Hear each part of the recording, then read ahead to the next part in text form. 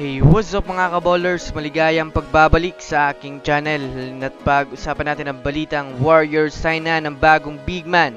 At ang balitang wala nga daw sayang sa naging laro ni Devin Booker sa Team USA. Tara na't pag-usapan natin yan dito sa Basketball Hotshot.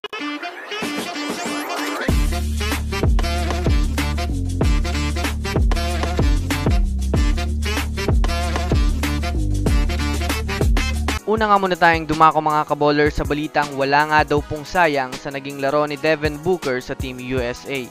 Sa pagkakaalam nga po ng iba mga kaballers, si LeBron James at Stephen Curry lamang ang bumuhat sa Team USA ng nakaraang semifinals at finals sa Paris Olympics.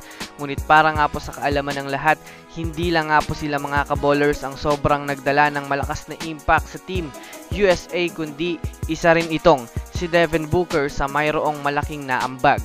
Kung titignan nga natin ang mabuti mga kaballers, kahit man nga po palaging pinangungunahan ni Stephen Curry at LeBron James ang Team USA sa pagtala ng puntos, ay iba rin naman nga itong si Devin Booker dahil napakalaki nga po mga kaballers ng naitulong nito sa Team USA pagdating sa depensa, hustle play, steals, assist, offensive rebound, defensive rebound at lalong-lalo na sa opensa. Bibihira lang nga po mga kaballers makahawak itong si Devin Booker ng bola, ngunit wala nga itong sinasayang na pagkakataon para makapuntos. Kaya nga po mga kaballers, hinahangaan ito ni Coach Steve Kerr at tinawag pang unsung MVP.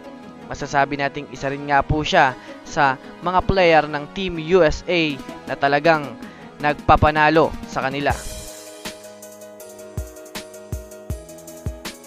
Samantala, dumako naman tayo mga kaballers sa balita patungkol sa big man na maaaring bigyang kontrata ng Golden State Warriors. Alam naman nga po natin mga kaballers na isa ang Warriors ngayon sa mga teams na naghahanap pa ng panibagong player na maaaring idagdag sa kanilang lineup para sa susunod na season. Sa pinakabagong balita nga po mga kaballers na inilabas ng isang NBA analyst, isa nga po mga kaballers sa mga available na big man na maaaring bigyan ng kontrata ng Warriors ay itong si DeAndre Ayton. Ito ay dahil na rin naman mga kaballers na nangangailangan ng Warriors ng isa pang offensive big man na maaari nilang mapakinabangan sa front court. Bukod pa dyan, hindi na rin naman nga po mga kaballers mahihirapan ng Warriors na kunin itong si DeAndre Ayton. Ito ay dahil na rin naman mga kaballers sa available na ito sa trade market matapos magdesisyon ng Portland Trail Blazers na i-trade na ito ngayong off-season. Kung susumadayan nyo natin mga kaballers, big man naman nga talaga ang pinaka-problema ng Warriors, kaya talagang babagay nga itong si DeAndre Ayton sa kupunan ng Golden State Warriors. So that's it for today's video mga kaballers. Yun lang ang ating pag-uusapan sa ngayon. Pindutin na ang subscribe and hit nyo na rin ang notification bell para sa mga susunod na updates sa mundo ng basketball. Again, this is Basketball Hotshots. Thanks for watching.